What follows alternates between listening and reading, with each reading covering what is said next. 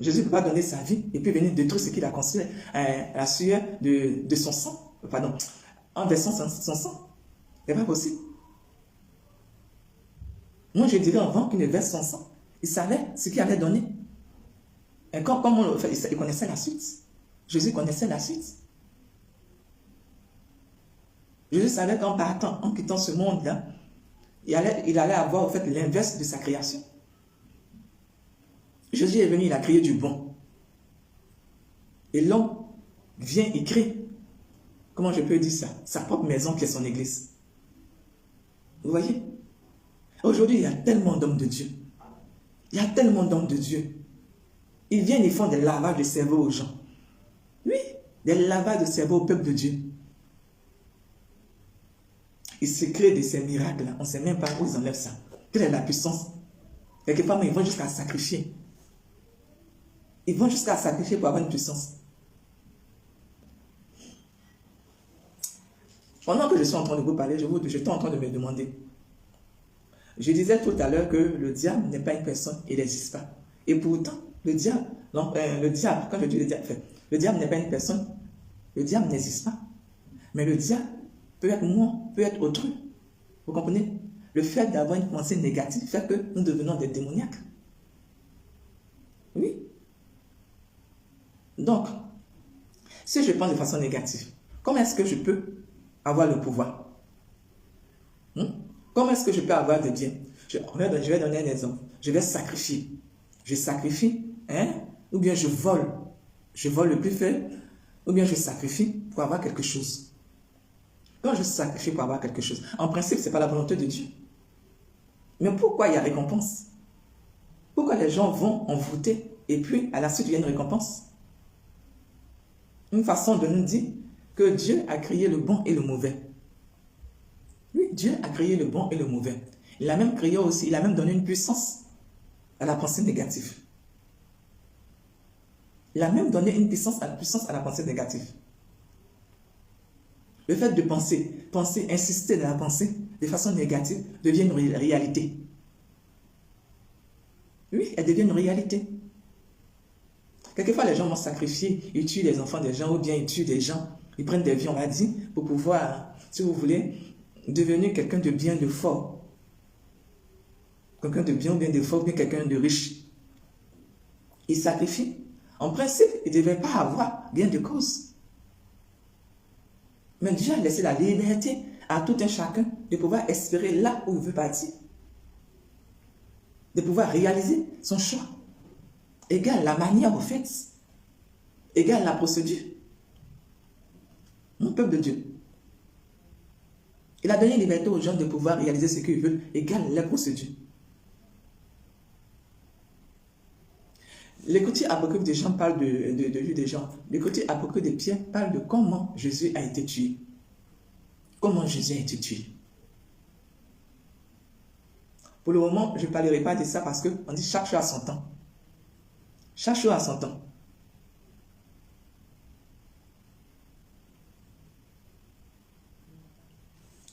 Malachie dit, Malachie a dit que le Vatican allait prendre feu. La papauté, pardon, oui, c'est ça, la papauté allait prendre feu. Ça, c'est le prophète qui a dit, dans les évangiles, que la papauté allait prendre feu. Mais quand on dit la papauté va prendre feu, comment? Comment? Malachie a prophétisé des années sur des années, des années sur des années. Avant, dans le passé, on ne disait pas au fait que tel prêtre abusait de telle personne. On ne disait jamais qu'il y avait des détournements au Vatican. Personne ne parlait des choses un peu. Même autant des gens parlent de jamais on a parlé de ces choses-là. Ça dépend de chaque pape qui vient et comment il considère la chose. Est-ce qu'il peut dire au fait que durant tout le temps que j'ai passé au Vatican en tant que pape, je ne voyais pas l'impureté qui se faisait dans l'église? Peuple de Dieu, est-ce que le pape Jean-Paul II a dit ça? Pardon, ne voyez pas ça. Je ne suis pas là pour le juger, mais je me pose la question, est-ce qu'il ne voyait pas ça? Parce qu'après lui, il y a eu au fait le pape Benoît XVI. Il n'est pas resté longtemps et puis il est parti. Il y a une prophétie, la prophétie de, je crois, c'est Malachie. C'est la prophétie de Malachie qui dit, c'est le dernier pape qui va réaliser la prophétie de... Oui, Malachie a dit, il va avoir un pape qui va venir, il aura un dernier pape, il ne va pas rester longtemps, et puis après, il va avoir le dernier pape. Je crois que je ne sais plus si j'ai regardé une vidéo, où, enfin, je ne sais pas si c'est une vidéo ou bien quoi, j'ai entendu ça quelque part, où les gens disent que le pape François est le dernier pape. Quand on dit dernier pape, c'est-à-dire qu'il y a un pape qui va venir et il va, à partir de lui, il va avoir un grand changement. Vous voyez, il va avoir un grand changement. Aujourd'hui, avec le pape François, on se rend compte que tout ce qui était, comment on appelle ça, comment je peux dire ça, caché, est dévoilé. Enfin, pas tout, mais une partie au fait du péché inclus dans l'église est dévoilée. On a parlé au fait de détournements qui sont passés dans l'église, au Vatican. On a parlé aussi des pédophiles, des gens abusés, des sœurs qui ont été abusées. On a parlé de ça. Ce qui revient à dire qu'il y a peu de sujets tabous. Est-ce qu'il va s'arrêter là? Moi, je ne sais pas. Parce qu'il ne faut pas donner seulement aux gens ce qu'ils voient. Il ne faut pas leur dire seulement, il ne faut pas leur montrer au fait ce qu'ils voient. Mais ce qu'ils ne voient pas. Le comportement, la foi, l'attitude du chrétien. Ce que l'homme ne voit pas. Est-ce que le pape François sera capable de leur donner ça? Parlons de l'attitude, parlons de ce qu'on ne voit pas. Moi, je vais dire quoi par là? Je parle du comportement. Est-ce que parmi les prêtres, parmi les hommes de Dieu aujourd'hui, les gens sont prêts à donner leur vie pour Dieu? Est-ce qu'on peut le compter? Combien parmi eux? Jésus disait tout à l'heure, autour de lui, il y a des gens. Mais les gens, combien parmi ces personnes veulent descendre dans le puits? Combien sont prêts à donner leur vie? Vous voyez? Combien sont prêts à donner leur vie? Il a même dit encore dans, comment on appelle ça, dans Thomas, il y a plusieurs personnes devant une chambre qui veulent entrer. Mais les gens rentrent un à un. Oui. Il dit encore que le plus souvent, il y a plusieurs personnes, mais il y a, comment on appelle ça même? Il y a une solitude. Il y a plusieurs personnes qui veulent entrer dans la chambre. Et au final, il y a toujours une seule personne dans la chambre. On vient de façon nombreuse, on dit, je suis un envoyé de Dieu. Je suis là pour servir Dieu. Je suis là juste pour faire la volonté de Dieu. Mais quand on dit, prêche dans la vérité, du coup, tu vas où? Tu ne peux pas te cacher. Parce qu'au fait, celui que tu suis, là, celui que tu crois qu'il peut prendre ta vie, là, celui que tu crois qu'au fait, tu dois dépendre de lui parce que s'il est fâché, il va ordonner des gens pour te mettre à mort. Là. Au contraire, c'est lui qui doit avoir peur de toi. C'est lui qui doit avoir peur de toi. Voilà comment on dit, on parle de la différence dans le spirituel. Les gens vont voir certaines personnes pour leur dire carrément, pour leur dire au fait, comme tu es un homme riche, comme tu es, comment on appelle ça, tu es connu, tu peux faire certaines choses pour moi, tu peux changer ma vie. Thomas dit que, comment on appelle ça même, les enfants de Dieu n'ont pas besoin de s'inquiéter. Il dit les anges et les prophètes, je reprends, les enfants de Dieu n'ont pas besoin de s'inquiéter pour leur manque. Au fait, je vais dire, pour leurs besoins, comment on appelle ça même, Jésus dit, il va envoyer les anges et les prophètes. Pour, comment on appelle ça même, pour subvenir à leurs besoins. Je n'ai pas dit aux gens de ne pas aller travailler. Moi, je n'ai jamais dit ça. Parce que moi-même, je travaille. Je n'ai jamais dit à quelqu'un, laisse ton travail, va t'asseoir à l'église et puis dis au prophète de prier pour toi jusqu'à ce que l'or et l'argent descendent sur toi. Ça, la miracle comme ça, moi, je n'ai jamais parlé de ça. Je n'ai jamais parlé de ce genre de prophétie. Parce que moi-même, je travaille. Ce que je suis en train de dire, tu peux travailler et puis ne rien avoir. Parce qu'au fait, il y a toujours des gens pour abuser des autres. Tu peux être propriétaire de quelque chose, et puis d'un terrain comme ça, et puis on va venir t'enlever ça. Moi, je parle de la justice spirituelle suivie de la prière. Quand je parle de la justice spirituelle suivie de la prière, je veux dire quoi par là? Tous ceux qui vont donner leur vie à Dieu, tous les enfants de Dieu, qui seront, quand je dis enfants de Dieu, ceux qui vont vivre l'évangile, croire en l'évangile. À chaque fois qu'ils seront dans le besoin, que ce soit un besoin de justice, un besoin financier, santé, égale le besoin. Pendant qu'ils seront en train de prier, Jésus va ordonner aux anges. D'abord, le prophète va prier, et puis Jésus de Nazareth va ordonner aux anges pour envoyer, au fait, le besoin qui leur manque. Ce qu'il leur faut pour pouvoir régler les situations. Vous voyez, peuple de Dieu, c'est compliqué. Mais tout ce que Jésus est en train de dire, un homme ne peut pas sauver un autre homme. Même si tu es malade, qu'on te donne de l'argent pour aller payer des médicaments, il va te rendre un service, c'est vrai. Mais est-ce qu'il peut empêcher que tu meurs? Parce qu'il y a des gens qui vont à l'hôpital, on les soigne, mais malgré cela, ils meurent. Il n'y a que Jésus de Nazareth seulement qui peut empêcher ça. Il n'y a que Jésus de Nazareth seulement qui peut empêcher ça. Non, arrêtez de croire au fait qu'on peut être esclave à vie. Non, on ne peut pas être esclave à vie. On avait Daniel à la cage de lion. Il a donné, il est rentré dans la cage au lion. Il est sorti intact. Oui, il est sorti intact. Une façon de dire qu'on ne peut pas disposer de la vie d'un enfant de Dieu. Thomas dit, ils vont vouloir tuer le 7e mois. Pourquoi? Parce que ce qu'il a dit là, ce qu'il a sorti de sa bouche là, va les déranger. Et Jésus dit, même en pensée, je dis bien, même en pensée, celui qui va toucher à sa vie mourra. Même si c'est un peuple, il va s'occuper de ce peuple-là. Et la parole dit aussi que celui qui a la connaissance, qui maîtrise l'évangile, qui vit l'évangile, est un roi. Comme je disais, les grands savants, les grands prêtres qui parlent des droits canoniques, de la connaissance, de quoi que ce soit là. Mais jusqu'à aujourd'hui, combien parmi eux connaissent Jésus? Combien parmi eux ont une relation avec Jésus de Nazareth? Combien? Un peuple de Dieu, combien?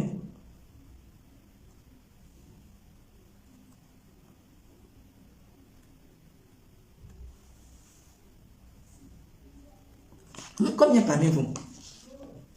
Je suis désolé, habituellement, je ne prends pas la Bible, il dit la Bible encore, je ne marque rien, mais aujourd'hui, le Saint-Esprit m'a demandé de marquer certaines choses, donc je regarde pour voir si je n'ai pas oublié quelque chose. Comprenez? Jésus dit, je suis le chemin et la vie. Celui qui croit en moi vivra. Vous voyez?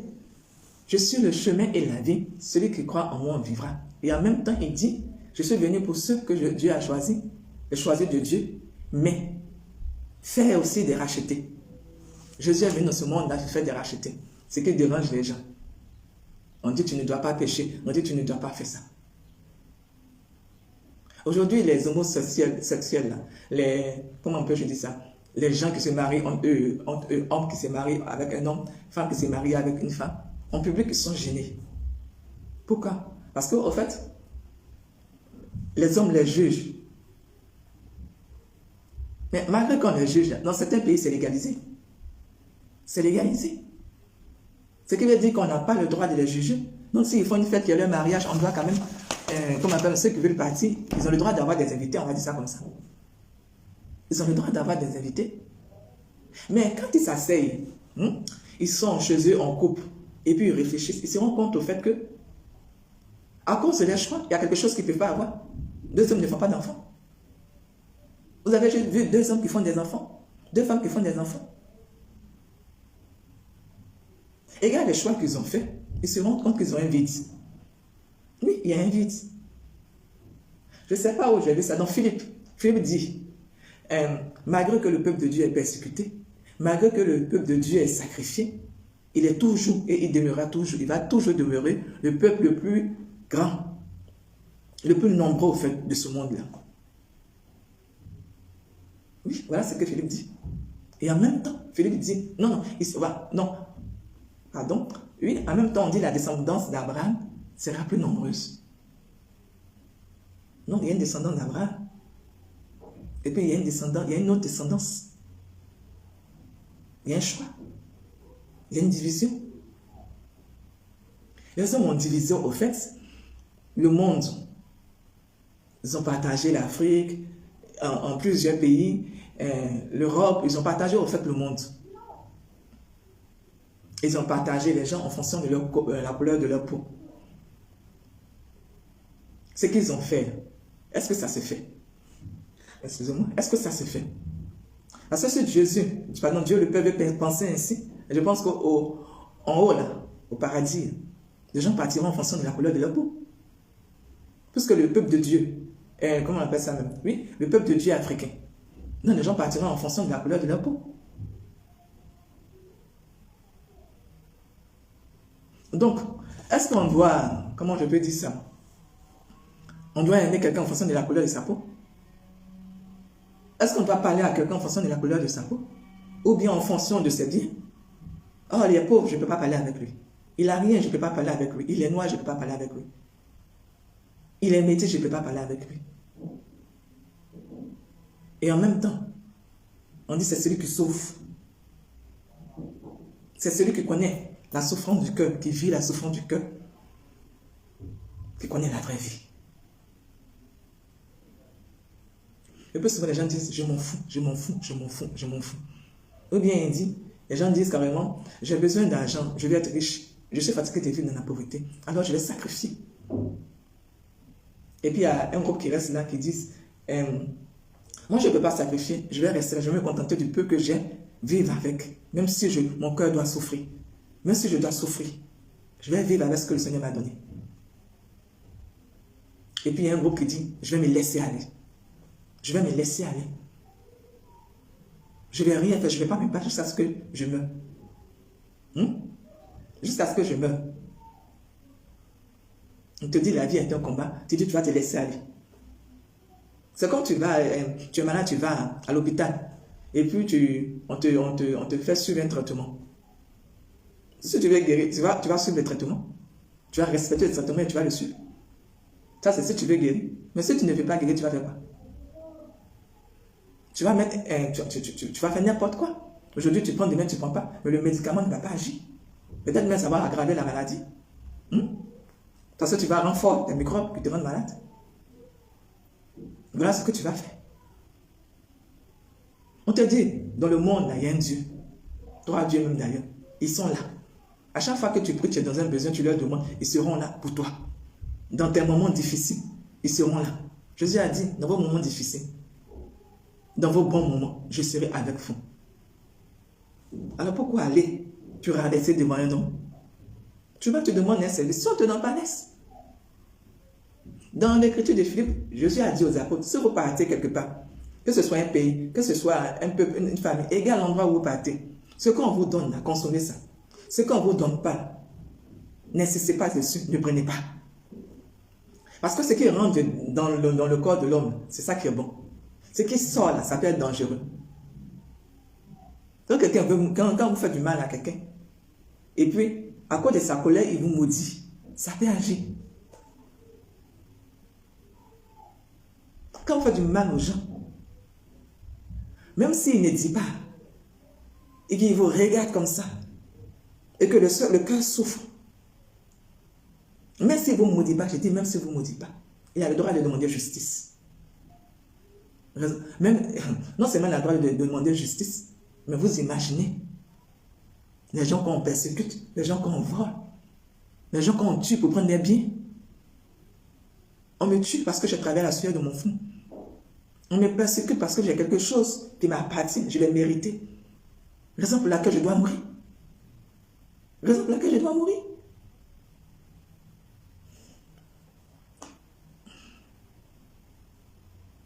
Oui, raison pour laquelle je dois mourir.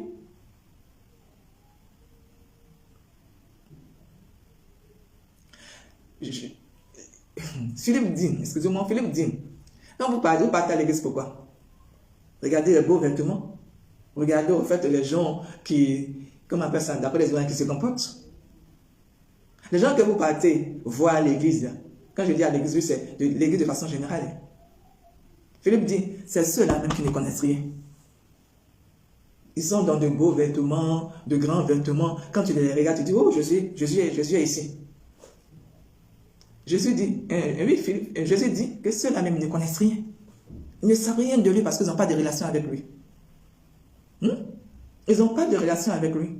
Hier, je disais, ceux qui n'ont pas l'onction, c'est qu'on leur reproche quelque chose. Un homme de Dieu qui n'a pas l'onction a quelque chose à se reprocher. Ils vont dire, je prie, je jeûne, je fais tout. mais je n'ai pas l'onction. Pourquoi? Mais tu ne peux pas prier et puis avoir de la colère en toi. Tu ne peux pas prier et puis détester quelqu'un. La parole est suivie des gestes. Vis ce que tu dis. Ce que tu dis, là, il faut bien que ça soit réel, ça soit visible. Devant tout le monde, j'ai prié pour telle personne, il est guéri. Mais c'est ce que Jésus disait. Il va dire à ces personnes-là que je ne vous connais pas. Je ne vous connais pas. Et d'ailleurs, tous ceux qui font des miracles, eux tous ne viennent pas de Dieu. Toutes ces personnes qui font des miracles ne viennent pas de Dieu. Il y a pas longtemps, il y a un jour, j'ai regardé une vidéo de Bishop Daddy, comment je peux dire ça, qui a prié, et puis il y avait un enfant d'abord qui avait une tumeur au cerveau, à la tête là, et puis il fait Bishop Daddy, on l'appelle Bishop Daddy, il a prié pour l'enfant, il a dit au fait que tu es guéri parce que le Seigneur m'a dit que tu es guéri. Et en même temps, il a donné de l'argent à l'enfant pour l'opération. Je crois qu'il a trouvé une personne pour pouvoir opérer l'enfant, et puis il a financé en fait les soins de l'enfant. Pas la totalité, mais il a donné une somme quand même pour pouvoir aider l'enfant.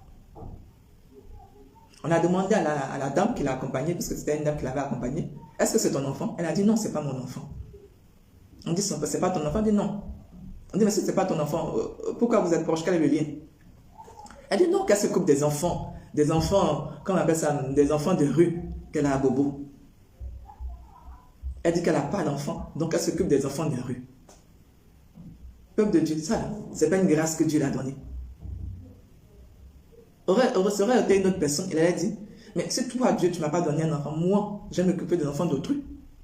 J'aime m'occuper des enfants d'autrui.